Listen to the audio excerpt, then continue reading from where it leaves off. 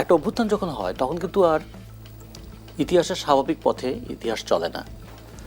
স্বাভাবিক পথে চললে তো আর অভ্যুত্থান হতো না। অভ্যুত্থান মানেই হলো যে দীর্ঘদিনের পুঞ্জীভূত ক্রোধ সেটা একটা বিস্ফোরণের পথ পেয়েছে, অথবা দীর্ঘদিনের চেপে বসা দুঃশাসন সেখান থেকে মানুষ মুক্তি পেয়েছে। ফলে মানুষের মধ্যে যেমন মুক্তির একটা আকাঙ্ক্ষা থাকে, সেখান থেকে একটা মনে হয় যে তারা আপাত স্বাধীন হয়েছে। আবার পুঞ্জীভূত ক্ষোভ, সেই ক্ষোভ একটা সময় একটা সুনির্দিষ্ট প্রতিপক্ষ ছিল, ক্ষমতায় যারা ছিলেন তারা, কিন্তু যখন ক্ষমতায় তারা যখন নেই তখন সে ক্ষোভ কোন দিকে আশ্রয় পড়বে। কারণ আজকে সকালে আমরা যদি প্রেস ক্লাবের দিকে তাকিয়ে দেখি, প্রেস ক্লাবে হাজার হাজার মানুষ বিক্ষোভ করছে। একদল বিক্ষোভ করছে যে যারা এই ছোট ছোট চপ্পল তৈরি করে তাদের উপর যে ভ্যাট আরোপ করা হলো, তাহলে এই ক্ষুদ্র শিল্পটা কিভাবে টিকে থাকবে। ফলে তারা এসেছে তাদের দাবিতে। আর একদিকে শিক্ষকরা এসেছে, 6,000 শিক্ষক নিয়োগ পেয়েও নিয়োগ পাচ্ছে না, এরকম অনিশ্চয়তাকর পরিস্থিতিতে পড়েছে। তারা আসছে, তাদের তাহলে জীবনের নিরাপত্তা কী। আর একদিকে এসে একদল তারা বলছে যে তারা যে গাড়ি চালায়, উবার চালায়, সেখানে কমিশন নিয়ে যাবে 20%, তাহলে তাদের আয়ের উপর এই যে বাড়তি একটা কমিশনের বোঝা, এখান থেকে তারা মুক্তি পাবে কীভাবে। এরকম নানা আকুতি দিয়ে মানুষ কিন্তু সমাজে চলে। এর মধ্যে পরিচালিকা শক্তি হচ্ছে রাজনীতি। যে রাজনীতি দেখিয়ে দেয় দাবিটা কার কাছে করবেন, দাবিটা আদায়ের পথ কী, দাবিটাকে কিভাবে গ্রহণ করা হচ্ছে, দাবির ভিতরে যৌক্তিকতা আছে কি, যৌক্তিকতা যতটুকু আছে ততটুকু মেনে নেওয়ার মতো আর্থিক সক্ষমতা আছে কি, না থাকলে পথ কি। এগুলোকে আমরা বলি একটা ডেমোক্রেটিক প্রসেস। ফলে ডেমোক্রেটিক প্রসেসের মধ্যে বিক্ষোভ থাকতে পারে, আন্দোলন থাকতে পারে, ঘেরাও থাকতে পারে, কিন্তু যখন এই গণতান্ত্রিক সংস্কৃতিটা থাকে না, তখন যে কোনো কিছুর উপরে একটা দমন পীড়ন চলে। এই দমন পীড়ন যখন রাষ্ট্র বা শাসক গোষ্ঠী চালায়, তখন সেই শাসক গোষ্ঠীকে আমরা বলি একদিকে তুমি শোষণ করছো আর একদিকে দমন করছো। শোষণ আর দমন মিলে একটা স্বেচ্ছাচারী বা স্বৈরাচারী ব্যবস্থা প্রতিষ্ঠা করে রেখেছ। আমরা বিগত 15 বছর এই ধরনের কথা শুনেছি এবং এরকম কাজ ঘটতে দেখেছি। ফলে এখন মানুষের মধ্যে প্রত্যাশা যে সরকার এসেছেন তিনি তো দমন করার সরকার নন, তিনি তো দুর্নীতি করার সরকার নন, তিনি তো মানুষের দুর্ভোগ লাঘব করারই চেষ্টা করবেন।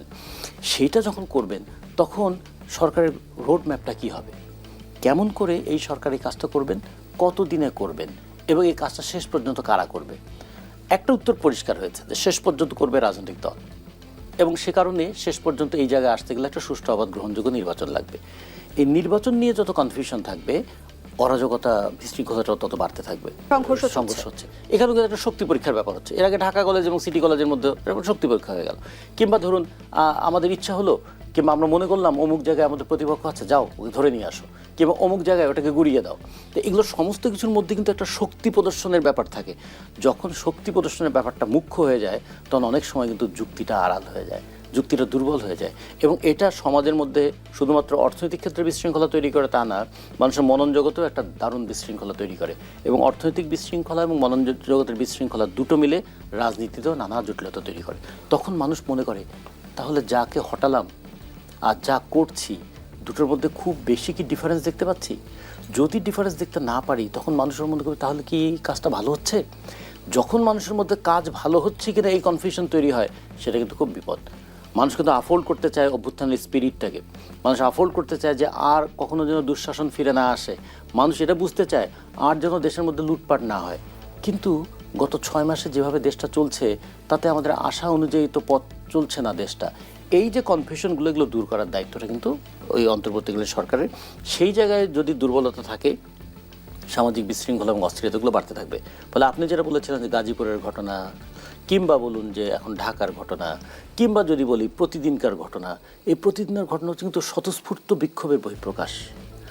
অপূরিত আকাঙ্ক্ষা সেটা প্রকাশের পথ খুঁজছে, এবং কার কাছে গিয়েছে মানে পাবে, এটা নিরাময় পাবে, কে তার কথাটা শুনবে, এবং কেই বা কথা বললে অন্যরা শুনবে। যেমন একটা সেন্ট্রাল কমান্ড থাকে না, ধরুন রাজনৈতিক দল দীর্ঘদিনের প্র্যাকটিস করতে করতে তাদের একটা সেন্ট্রাল কমান্ড তৈরি হয়, নেতারা বললে কর্মীরা হয়তো শোনে, অনেক সময় বিরক্তি নিয়েও শোনে, শুনতে না চাইলেও শোনে।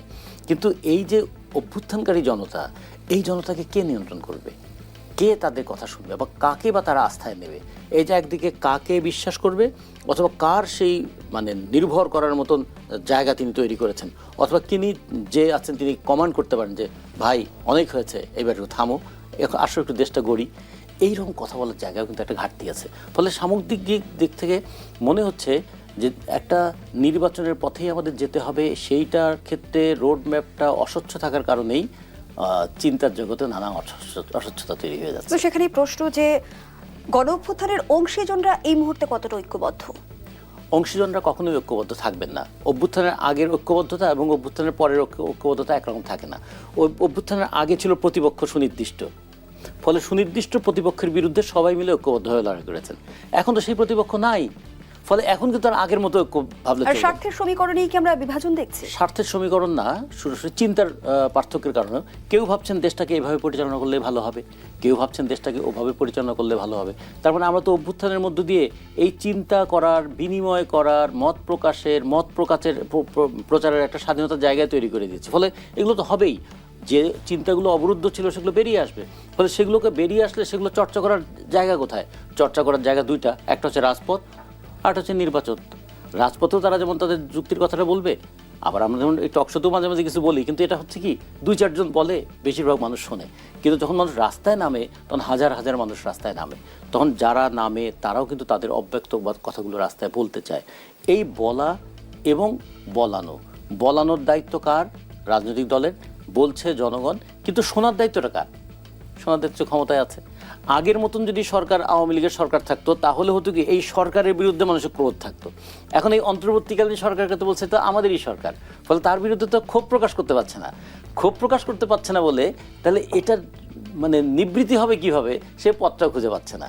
এই জন্যই বলা হয় যে কোনো অভ্যুত্থানের পরে, আমি এটুকু বলে শেষ করি, যে কোনো অভ্যুত্থানের পরে দেখবেন খুব দ্রুততম সময়ে একটা নির্বাচন হয়ে যায়। 69-এর অভ্যুত্থানের পরেও নির্বাচন হয়েছে, 90-এর অভ্যুত্থানের পরেও কিন্তু নির্বাচন হয়েছে। মানে নির্বাচনের করার মধ্য দিয়ে একটা আইনগত বৈধতা সম্পন্ন সরকার আসে। আর অভ্যুত্থানের সরকার হচ্ছে নৈতিক সরকার, আইনগত বৈধতা নাই, কিন্তু তার একটা নৈতিক শক্তি আছে, যে লক্ষ কোটি মানুষের সমর্থন নিয়ে এই সরকার আছে। ফলে নৈতিক ভিত্তি আছে, তার রাজনৈতিক গ্রহণযোগ্যতা তৈরি করতে হবে, এবং সেটা তৈরি করতে গেলে একটা নির্বাচনের মধ্যে দিয়ে আসতে হবে। এই জায়গায় আমরা মনে করি মাঝে মাঝে মনে একটু ভুল হয়ে যাচ্ছে আমাদের।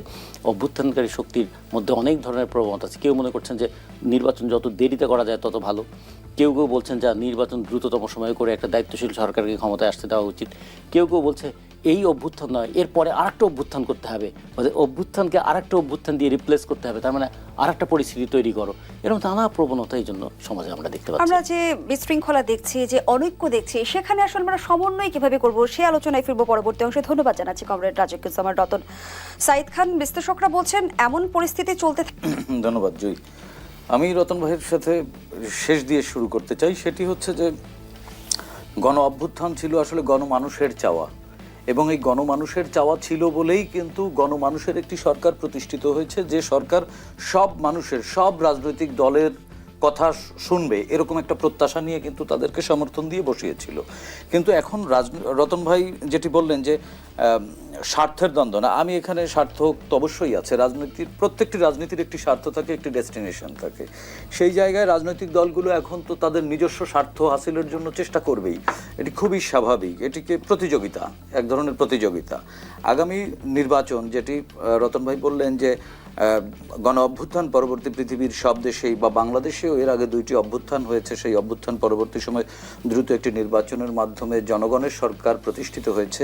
আমি ওই জায়গাটিতে বলবো সেটি হচ্ছে যে দ্রুত সময়ের নির্বাচনের এক ধরনের যৌক্তিকতা আছে, এবং এটি হওয়া অত্যন্ত জরুরি ছিল, যেটি আমরা পারিনি। সেটি হচ্ছে কি, এই গত 15 বছরে এই বাংলাদেশের জনগণের সাথে কিন্তু রাষ্ট্রের সম্পর্কটি ফ্যাসিবাদী সরকার ভেঙে দিয়েছিল। তার মানে এই রাষ্ট্রটি জনগণের ছিল না। জনগণ তার রাষ্ট্র বুঝে নেবার জন্য ফ্যাসিবাদী সরকারের বিরুদ্ধে কিন্তু নানানজন নানানভাবে নানান প্ল্যাটফর্মে আন্দোলন করেছে, কথা বলবার চেষ্টা করেছে, কেউ টকশোতে বলেছে, কেউ রাজপথে বলেছে। বাট ফ্যাসিবাদী সরকারের বিরুদ্ধে চূড়ান্ত লড়াইয়ে এখানে কিন্তু কোনো আদর্শিক লড়াই ছিল না, এটি ছিল এক ধরনের নৈতিক লড়াই। সেই নৈতিকতার যে ঐক্য, সেটি ছিল আমাদের জাতীয় ঐক্য, কিন্তু সেই ঐক্য এখনও আমাদের আছে। আমরা কিন্তু দিন শেষে সবাই এই ফ্যাসিবাদের বিরুদ্ধে বলছি, কিন্তু আগামী নির্বাচনে কে সরকার গঠন করবে, কে বিরোধী দল হবে, এটি নিয়ে আমাদের মধ্যে, এই রাজনৈতিক দলগুলোর মধ্যে এক ধরনের দূরত্ব তৈরি হয়েছে, এবং এখন এই দূরত্ব প্রকাশ্য রূপ নিচ্ছে দ্বন্দ্বে। এই দ্বন্দ্বের অবসান ঘটানোর দায়িত্ব কিন্তু এই সবার সম্মিলিত যে সরকার, সেই সরকারের উচিত ছিল প্রথমেই রাষ্ট্র সংস্কার, অবশ্যই একটি দীর্ঘমেয়াদী প্রক্রিয়া, সংস্কার করবে এবং সংস্কার করা একেবারে টু দি পয়েন্টে, যে জনগণ যাতে এই রাষ্ট্রের সাথে সম্পর্ক স্থাপন করতে পারে, পুনঃস্থাপন করতে পারে, সেই পথটি সুগম করা। সেটির মাধ্যম হচ্ছে ভোট, এবং এই ভোটের জন্য অন্তর্বর্তীকালীন সরকার, প্রফেসর ইউনূস সরকারের উচিত ছিল, তারা আগস্টে দায়িত্ব নিয়েছেন, তারা সেপ্টেম্বর, অক্টোবর বা নভেম্বরে যদি তারা এক ধরনের রূপরেখা, যে সেটি হতে পারে 1.5 বছর 2 বছর পরে তারা নির্বাচন করবেন, বাট একটা সুনির্দিষ্ট লক্ষ্য যদি স্থির করে দিতে পারতেন, তাহলে কিন্তু এত প্রত্যাশা নিয়ে মানুষ রাস্তায় নামতো না। আজকে আমরা দেখি যে গত 6 মাসে